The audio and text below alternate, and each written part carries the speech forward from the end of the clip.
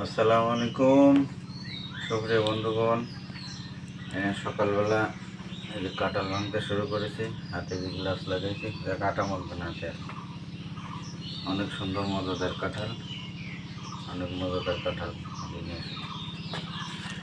এই যে একবারে মজাদার কাঁঠাল, হ্যাঁ মধু, একবারে মধুর থেকে মধু। হ্যাঁ দেখেন কত সুন্দর কাঁঠাল, এটা গাছের কাঁঠাল, আমাদের গাছের কাঁঠাল, অনেক সুন্দর কাঁঠাল, মাশাআল্লাহ অনেক সুন্দর। ক্যামেরাটা নিয়ে সামনে নিয়ে এসে,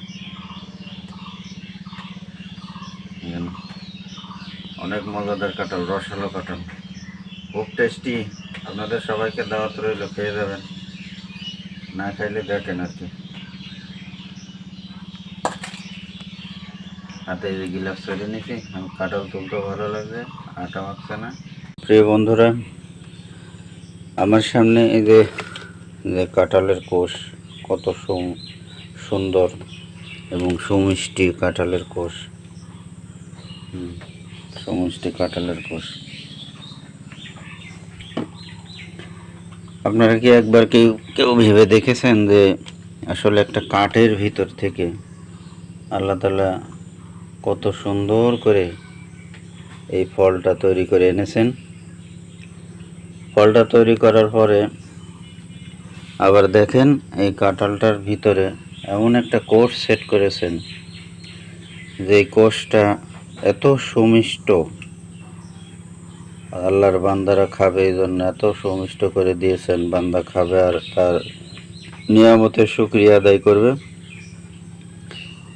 আবার দেখেন এর ভিতরের এই যে আঁটি, এই যে আঁটি,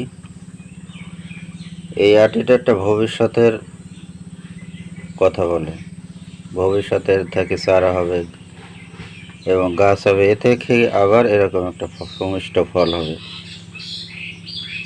বন্ধুগণ, আসলে আমরা কি একবারও চিন্তা করেছি যে এই ফলটা কে তৈরি করলো, কিভাবে তৈরি হলো, আর কি জন্যই বা তৈরি করলো? এই বান্দাদের যাতে কষ্ট না হয়, বান্দারা যাতে ভিটামিনের অভাব পূরণ করতে পারে এর মাধ্যমে।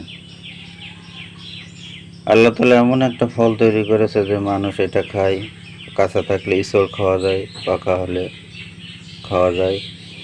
আবার ওই যে ঝুড়িতে শুকলা, ওইটা গরুতে খাবে, ছাগলে খাবে।